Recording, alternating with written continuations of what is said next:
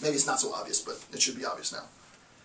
Alright, next point is the instant endowment effect.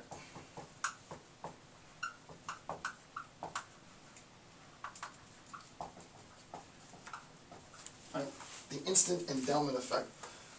Reference point reorientation after gains occurs faster, right, than after losses, and this is known as renormalization. I'll say that again, and I'll explain it. Reference point reorientation after gains occurs faster than losses. This is known as renormalization. What in the world does that mean? I'll give you a very, very simple example. Imagine that I come to you, and this is hypothetical, right? I come to you and I say, hey, you have been selected and chosen as a winner for the publishing house grand sweepstakes. And I present you with $1 million check. And I give you the check, you cash the check, you got $1 million in your bank account today. It is easier for you to renormalize, readjust your life to having $1 million, right? You will immediately upgrade your car, probably. The average person, you'll upgrade your car. You don't have to spend it all, but you'll upgrade your car. You might go out to eat more frequently. You might have more. You'll obviously spend more of your money. You know, you will adjust to having gains almost immediately, right? Very, very quickly. However, if, I'm the IRS and I come to your house and I say, you know, we noticed that there's been a bit of tax evasion, and I have to deduct 50% of whatever it is that you have in your savings account, that blow of 50% that you have in your savings account is going to take you a very, very, very, very long time to readjust to. It's not that you can't, but you're always going to look back to the time when you had money and think to yourself, I remember before the IRS came and took my money, right? That's going to be your new standard. And this idea is very, very important because, as we'll see, this notion of instant endowment effect, right, and renormalization is going to affect decision making on an international level hugely. So just to explain that again, because these points are very important, but I'm going to just give general examples now. If I give you $1 million, you quickly adapt to having $1 million. Okay, I got $1 million, cool, no problem. You know, being poor sucked anyway. If I come up to you, theoretically, IRS, and says, give me half of what you got in your savings, it's a far, far more difficult reorientation process, right? Because I'm always going to be looking back at before they came to my house and took my money, right? So easier to adapt when you get gains, harder to adapt when you've lost. That's the basic idea. I do go into some detail on this, quite a bit of detail actually, from a more historical narrative in a video that I did on Jose Ortega y Gasset's Revolt of the Masses.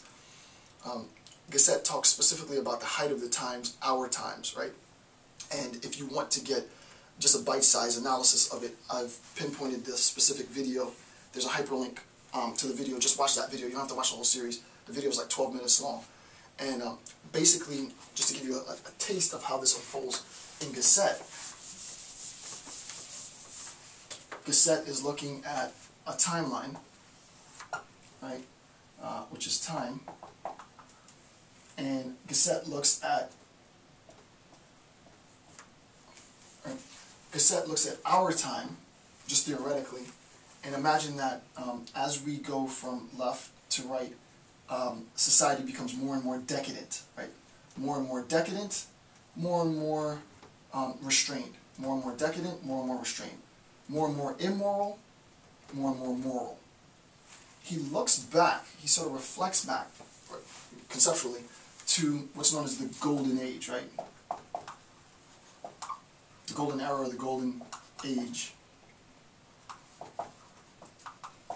This idea of reflecting back to when it was better is a consequence of this instant endowment effect, right? So that you can use the idea of the instant endowment effect in prospect theory to talk about sort of anyone who evokes the good old days, right? The golden era.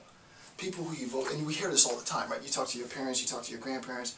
You know, back in my day, in the good old times, in the good old era, in the good, you know, in the golden age, all of that notion is embedded with this instant endowment effect, because what it's saying is I'm still having difficulty renormalizing myself to this era, to this time, because I'm perpetually looking back on a time when it was better, right?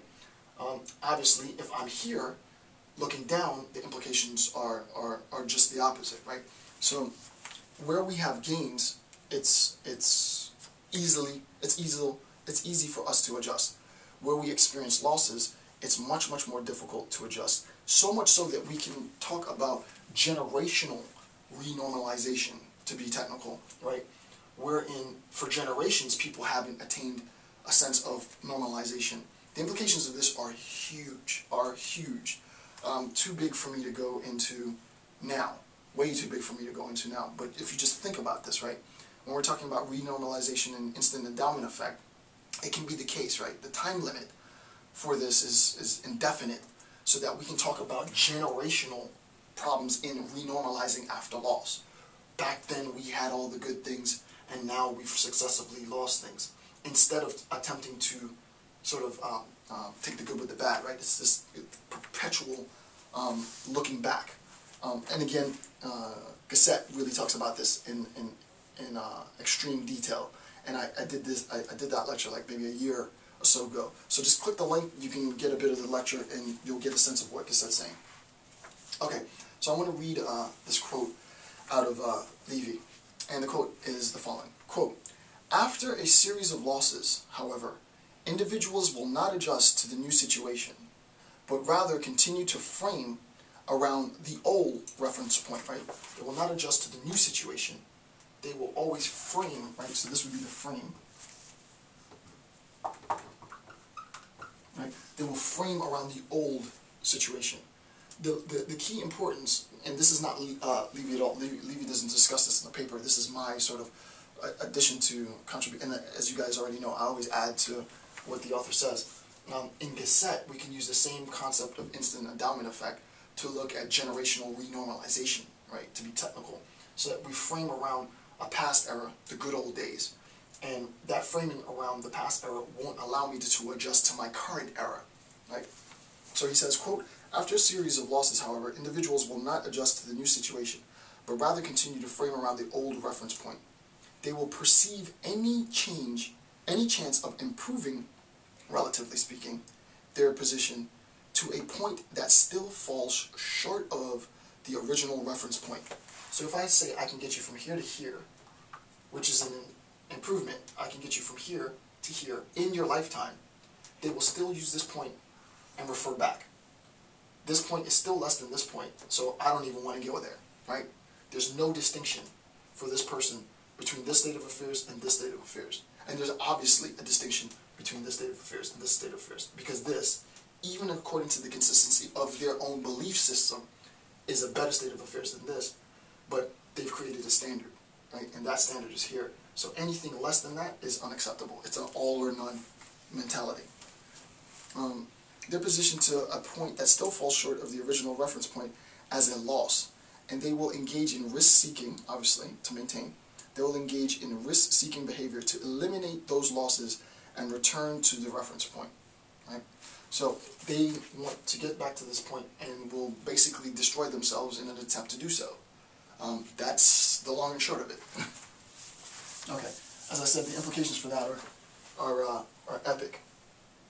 All right, two phases then of the theory.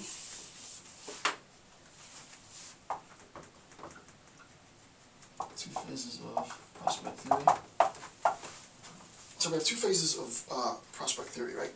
The first phase is what's known as the editing phase, right?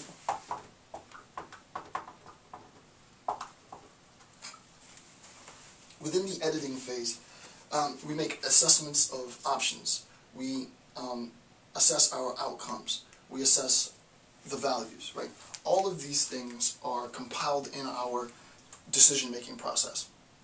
The next is the evaluation phase.